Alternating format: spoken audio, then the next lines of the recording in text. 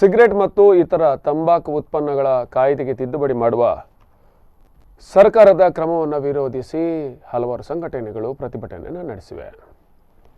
Cigarette ಮತ್ತು ಇತರ ತಂಬಾಕು ಉತ್ಪನ್ನ ಕಾಯ್ದೆಗೆ ತಿದ್ದುಪಡಿ ಮಾಡುವ ನಿರ್ಧಾರಕ್ಕೆ ಸಂಬಂಧಿಸಿದಂತೆ ಕೇಂದ್ರ ಸರ್ಕಾರದ ವಿರುದ್ಧ ಬೀಡಿ ಕಾರ್ಮಿಕರ ಸಂಘವು ಮಂಗಳೂರಿನ ಮಿನಿ ವಿಧಾನಸೌಧದಲ್ಲಿ ಪ್ರತಿಭಟನೆ ನಡೆಸಿತು.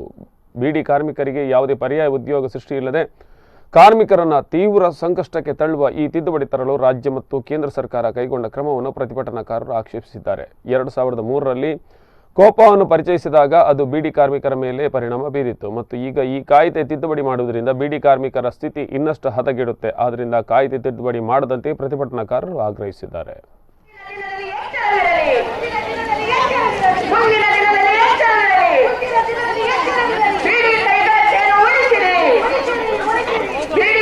ಒಂದು ಉದಾಹರಣೆ ಕೊರದು ಬೀಡಿ ಕೈಗಾರಿಕೆಯನ್ನು ಒರ್ಪಣದ ಒಟ್ಟಿಗೆ ಆ ಕೆಲವು ಜನ ಸೇರಿದ ನಮ್ಮ ಇಲ್ಲಿ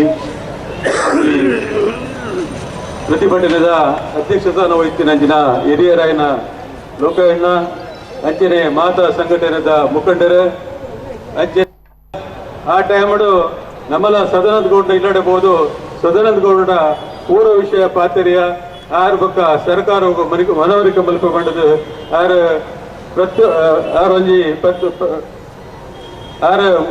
ನಮ್ಮ ಮೋದಿಜಿಗ್ಲ ಆರು ಅವೇನು ತೆರಿಪಾದ ಎಂಗಳೊಂದು ಕಾಕಜಿ ಬರೀ ಕೈಗೆ ಉತ್ತರಲ್ಲ ಬೈದು ಆ ಟೈಮ್ ಸೌದೋಡು ಅಕಲ ಧ್ವನಿನ ಈ ನಮ್ಮ ಕಾರ್ಮಿಕರಿಗೆ ಕೂಡ ಅದು ಧ್ವನಿ ಎತ್ತೋಡು ಈ ಕೊಡ್ಕ ಕಾಯ್ದೆನು ಕಡ ಕಠಿಣವಾದ ಅವೇನು ಕುಂತ ಹೊಡ್ಬಂದು ಅವಕ್ಕೆಲ್ಲ ಅವಲಿ